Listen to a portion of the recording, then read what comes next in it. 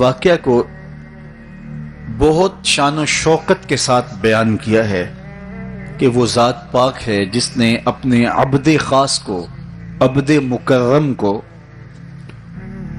رات کے مختصر حصے میں مسجد حرام سے مسجد خاص تک، مسجد اقصی تک سیر کرائی تاکہ وہ اپنے عبد خاص کو، اپنے بندہ خاص کو اپنی قدرت کی نشانیاں دکھائے۔ وہ مسجد اقصی جس کے اطراف میں رحمتیں برستی ہیں، انوار اترتے ہیں اور برکات کا نزول ہوتا ہے، اور پھر مسجد اقصی سے لے کر آسمان تک، اور آسمان سے سدرہ تک، اور سدرہ سے جہاں تک میرے رب نے چاہا اپنے محبوب کو سیر کرائی اور قدرت کے نشانات دکھائے۔ جنت کی سیر کروائی، حضور نے دوزخ کا ملاحظہ کیا، مسجد اقصی میں نبیوں کی امامت کروائی،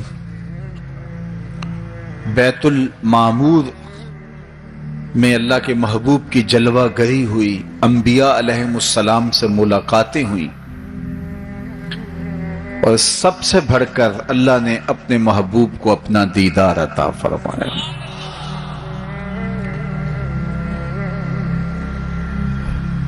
اب اس سرعت کے ساتھ، جس تیزی کے ساتھ حضور علیہ السلام تشریف لے گئے کہ رات کا مختصر حصہ تھا، قلیل وقت میں حضور گئے بھی ہیں اور آئے بھی ہیں، اور یہ ایک بہت بڑا امتحان تھا لوگوں کے لیے۔ کھرے اور کھوٹے کی پہچان ہونی تھی، لوگوں کے ایمان کا امتحان تھا،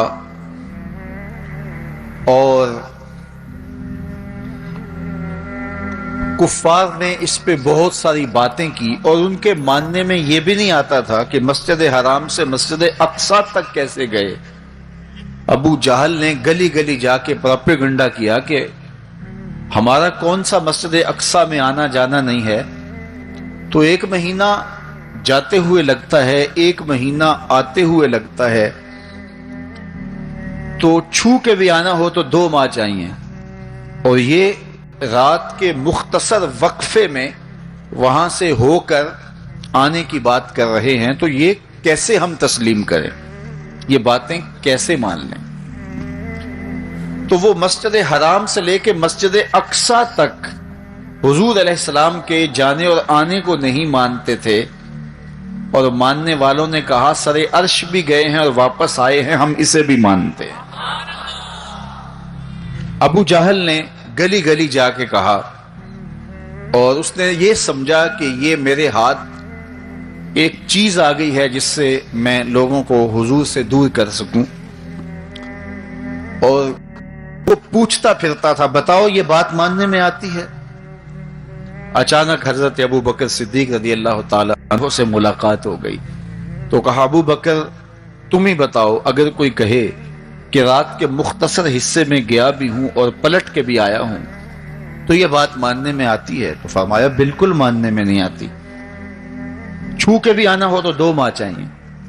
سمجھا لوہا گرم ہو گیا، اب چوٹ پورے ٹکانے پہ بیٹھے گی، تو کہنے لگا کہ پھر جن کا کلمہ تم پڑھتے ہو انہوں نے یہ دعویٰ کیا ہے۔ تو حضرت ابو بکر صدیق فرماتے ہیں کہ وہ اس سے بھی عجیب کرے تو میں وہ بھی ماننے کو تیار ہوں، وہ تو آسمان کی خبریں دیتے ہیں، ہم وہ بھی مانتے ہیں۔ تو محبت والوں کے لیے، ایمان والوں کے لیے تو یہ قابل تعجب نہیں ہے۔ قرآن بتاتا ہے کہ حضرت سلیمان علیہ السلام نے کہا کہ مجھے تخت بلقیس چاہیے، تو ایک جن کھڑا ہو گیا، حضرت یہ خدمت میں سر انجام دیتا ہوں، کب تک لے کر آؤ گے؟ اس نے کہا دوپہر تک لے آؤں گا، مجلس برخاست ہونے سے پہلے پہلے تخت حاضر کر دوں گا۔ اور وہ کوئی ڈبیا نہیں تھی کہ جیب میں ڈال کے لے آنی ہو. وہ تخت اتنا بڑا تھا کہ 60 ہاتھ چوڑا تھا، 80 ہاتھ لمبا تھا اور کئی ہاتھ موٹا تھا. 7 کوٹریوں میں مکفل تھا، پہرے دار کھڑے تھے، 1 مہینے کی مسافت پہ تھا. اس کو جیب میں بھی ڈال کے لانا ہو تو پھر بھی 2 ماہ چاہیے، لیکن وہ اتنا بڑا تخت، اس کو وہاں سے لانا کوئی تماشا لبے بام تو نہیں تھا.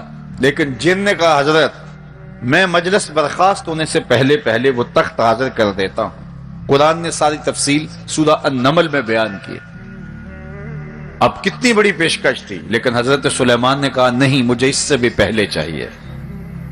پھر وہ اٹھا جس کے سینے میں کتاب اللہ کا علم تھا. قال الذی عندہ علم من الکتاب. مفسرین نے ان کا نام آصف بن برخیہ بتایا ہے، جو حضرت سلیمان کا صحابی تھا.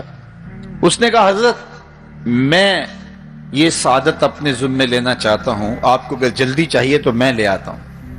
تو آپ نے فرمایا وہ تو دوپہر تک کا ٹائم دے رہا، بتاؤ تم کب لاؤ گے؟ تو وہ شخص جو زبور کا عالم تھا اور حضرت سلیمان علیہ السلام کا صحابی تھا، وہ بولا انا آتی کا بہی قبل ان یرتد الیک طرفک. حضور آپ آنکھ بعد میں جھپکیں گے، تخت پہلے حاضر ہوگا. اور حضرت سلیمان نے ابھی آنکھ جھپکی نہیں تھی، تخت سامنے پڑا ہوا تھا. بے ساختہ پکارا ھذا من فضل ربی، یہ میرے رب کا فضل ہے کہ جس نے